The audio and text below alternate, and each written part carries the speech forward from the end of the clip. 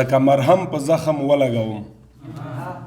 لکه مرهم په زخم ولګوم چې ستا هر یاد زه په خپل زړه لګوم زه غریب نه یم له قلم سره خپل د غزل سترګو کې رانجه لګوم او یوه شیبه چې رانه هیره نه شي ځکه د عکس په دیواله لګوم مننه غزل ته راځم چې اوښه مې په دښته او صحرا روانه کړې ده اوښه مې په دښته او صحرا روانه کړې ده ما زندګي دغسې په شا روانه کړې ده اوښه مې په دښته او صحرا روانه کړې ده ما زندګي دغسې په شا روانه کړې ده اوس یې څرک لګېږي د هېواد د آبادۍ زمونږ اوس یې څرک لګېږي د هېواد د آبادۍ زمونږ پیغلې د وطن لاس کې رڼا روانه کړې ده او زړه مې شو زخمي زخمي او ستا انتظار وخوړم زړه مې شو زخمي زخمي او ستا انتظار وخوړم مړ جسد مې ستا په امید سا روانه کړې ده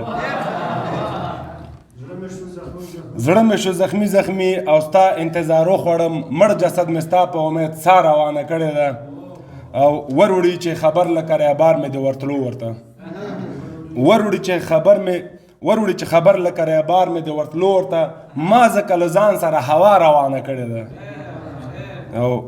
دا ښکلو ته وګوري ټوټې ټوټې کړي زړه بیزان دا ښکلو ته وګوري ټوټې ټوټې کړي زړه بیزان او سترګو مې له زړه سره خطا روانه کړې ده او نه د کوم چا خیال ساتم او نه د چا پروا کوم نه د کوم چا خیال ساتم او نه د چا پروا کوم مینه مې بدنامه او رسوا روانه کړې ده چاته وي خوندونه چاته وي غټه بلا ژوندون چاته وي خوندونه چاته وي غټه بلا ژوندون دې په سرلي دغسې بلا روانه کړې ده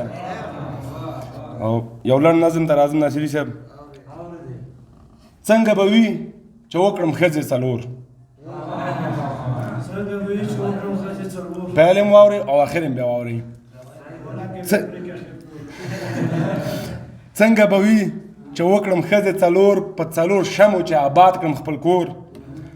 اوله ښځه مې په ذات تاجکۍ دویمه وي ډېره ښایسته ازبکۍ او درېیمه ښځه مې چې شي هزاره ما ته به مینه راکوي ښه ښکاره دا څلورمه وي تکړه پښتنه چې زړه مې وساتي هغه پښتنه او تر څو زما وي فرزندان ښه بسیار ټول وي له یو بل نه چالاک او هوښیار تر څو زما وي فرزندان ښه بسیار ټول وي له یو بل نه چالاک او هوښیار څلور قومونه به شعورونه سره څلور قومونه به شعورونه سره او یو ځای به شي ټول قدرتونه سره څلور قومونه به شعورونه سره یو ځای به شي ټول قدرتونه سره چې نور په دې وطن کې جنگ نه وي چې نور په دې وطن کې جنگ نه وي زړونه د خلکو لکه سنگ نه وي او تعصب شي ورک د پاکې خاورې نه نور تعصب شي ورک د پاکې خاورې نه نور او تور داغ شي پاک له سپینې واورې نه نور او که زه رهبر شم د وطن د افغان که زه رهبر شم د وطن د افغان ګل او ګلزار به کړمه دښته او بیابان قلم کتاب ځینې فرهنګ جوړوم قلم کتاب ځینې فرهنګ جوړوم غږ د باروتو نه آهنګ جوړوم او راځئ په ګډه باندې جوړ کړو وطن راځئ په ګډه باندې جوړ کړو وطن ګل ملاحت شي او عزت مو کفن او راځئ چې دا وطن نور جوړ کاندو راځئ چې دا وطن نور جوړ کاندو له هر یو زړه نه به اور سوړ کاندو په سرلی وایي چې عزت وګټو دواړه جهانه کې عفت وګټو مننه ډېره زیاته